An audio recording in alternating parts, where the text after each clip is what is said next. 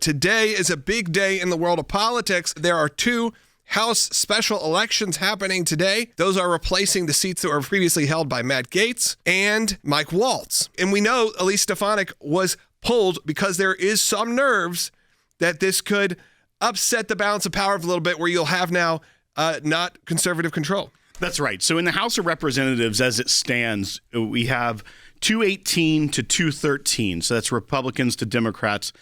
218 is obviously the majority at this time, but there are 4 vacancies right now in the House.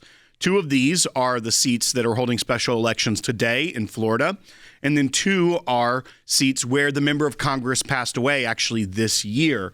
So in those 2 vacant seats, they were where there were deaths, those were Democrat seats, and these are 2 Republican seats up today in Florida. If the Democrats were able to maintain the 2 seats that they lost, as well as pick up the 2 today, Republicans would only have a 1-seat majority, making it very difficult, as we've seen, to get the Republicans to coalesce around certain items in the House to move forward with an agenda. You think of people like Thomas Massie, who has a very independent streak within the Republican Party. If you are trying to move forward with the president's agenda, losing even just 1 vote, and it could come from any of the 218 members along the line, you fail to be able to pass the agenda of President Trump. Right. Again, if you're in the state of Florida, you need to make sure you're getting out and voting. I know it's hard sometimes on these to even remember that these special elections are happening, but today you have options to go out and vote. So make sure if you're in Florida, pay attention, because these are very critical. So much so, you got to think about it this way. Even CNN has decided to do an election night special. Not just their normal coverage. Of course, that usually means to pop a rating, but that also means because it matters. Because these are in these moments.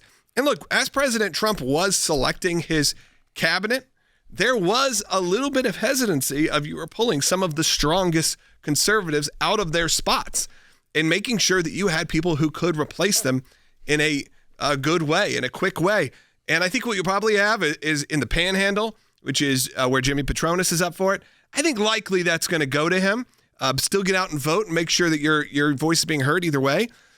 But then this other seat, which was where Waltz was, it's a little unclear. It's way closer than most people expected. That's right. The district that Waltz represented was a plus 30 for Trump. So President Trump had 30% more in that district when it came to the vote in November.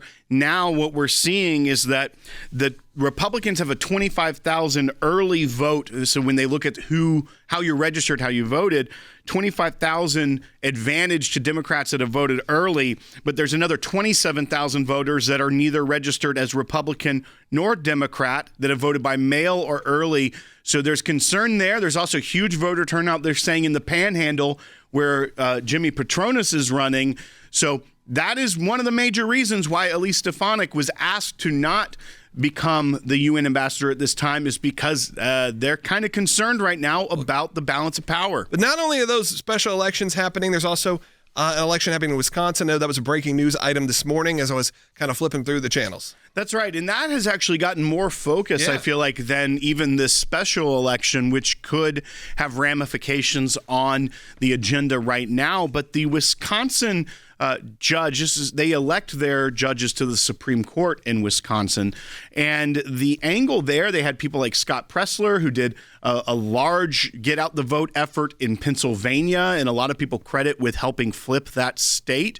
But when you look at what's going on in Wisconsin, is that if they elect this judge, the concern is, because the Democrats within the state house have already said they will push for redistricting in Wisconsin to change the demographics of the congressional districts, which will in turn potentially give them 2 more seats that are currently held by Republicans. If they redistrict it, then they can change the makeup of their congressional delegation. So that's a concern looking even towards the midterms. And if they are able to survive the challenge from Republicans when they redraw these maps, they need someone on that court that can help them out and affirm it if you're the Democrats in that state. So that one has ramifications for 2 years from now.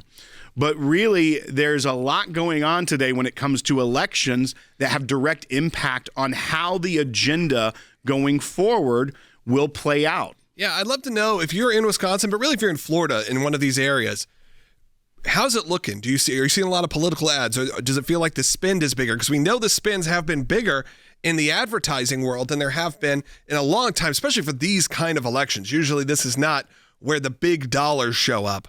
Maybe not during special elections specifically. Usually this is, all right, well, whatever Republican or Democrat, that's usually who's going to win, and the money isn't there, because these special elections that are happening can affect not just, we got to make sure people understand, they don't just affect Florida, and that's why millions of dollars is being spent. That's right. In the seat that Mike Waltz held, that Mike Waltz held, over $10 million of outside the state money has flowed in for a special election for a single congressional seat. That's a lot of money that's coming from outside the state.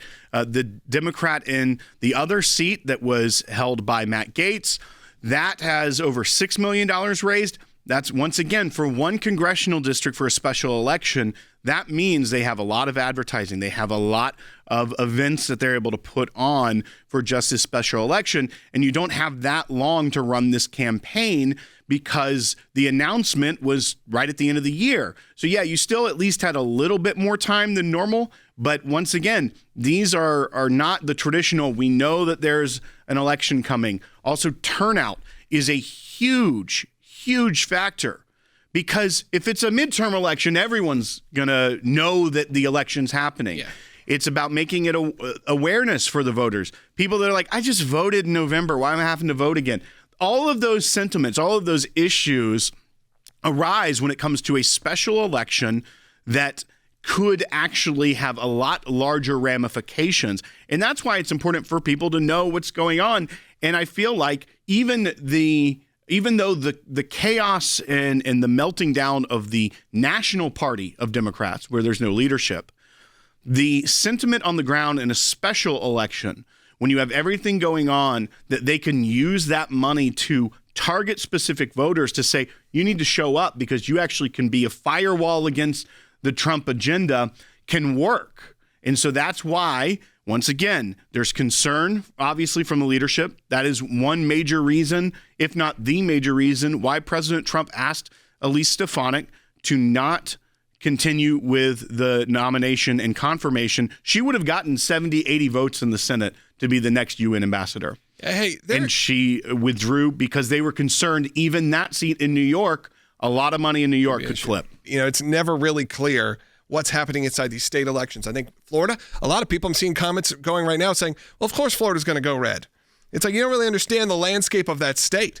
Florida, of course, right now has become much more conservative over the years. Over the last decade, it has turned into really a red hot state, if you will, because it really wasn't. We grew up there. We spent a lot of time there. It would flip-flop all the time. It was one of the major deciding states.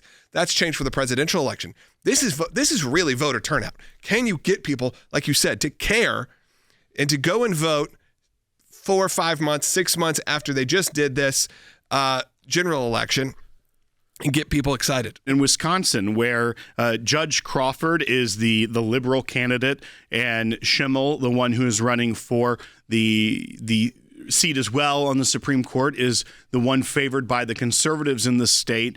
This is a race. This isn't on the back of a national election where there's a lot of attention and everyone knows to go to the polls. And the money that has been spent in the state and the brutal attack ads against Schimmel, that is something that can motivate someone to turn out and vote when they wouldn't necessarily even be thinking April 1st as a day to go to the polls and vote in an election. How many times where you live do you see someone with like a I voted sticker and you didn't even know that there was a city council seat up or something that was happening? That's what you're kind of hearing. Look, you here. got to be honest. How many times have you driven past seeing a vote here sign and you're like, what? Right. What's going on? And then you Google it and you have to honestly make that decision whether it's worth your stop. This time it is.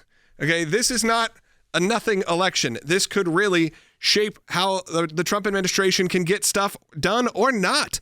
Because when you have such a razor-thin margin, Will, a lot of times these things get stuck, and all of a sudden, all of those campaign promises, all of those things that seem like they'd be a no-brainer are going to get held up, and you only have a couple years to get stuff done, and in Washington, that's not near enough. That's right. And as you mentioned, normally you have the 2 years. Right. But with this situation, because there are four 2 months, four vacancies, it wasn't that large of a majority in the House to begin with.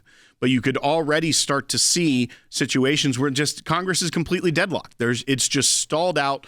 There's no way to get anything forward. That's one of the reasons why the budget reconciliation process has taken the precedent over a lot of other actions that Congress could move forward right now, because they know that they need to get that done mainly before some of these vacancies are even filled, because when you have a 4-vote majority just because there are 4 vacancies, it's a lot easier than if you end up even with just a 2-vote majority. And so we're going to see how this plays out, but everyone should keep their eyes open as to what's happening today. We are so excited to announce the ACLJ's brand new app, completely redesigned to provide you with the best tools available to partner with us at the ACLJ.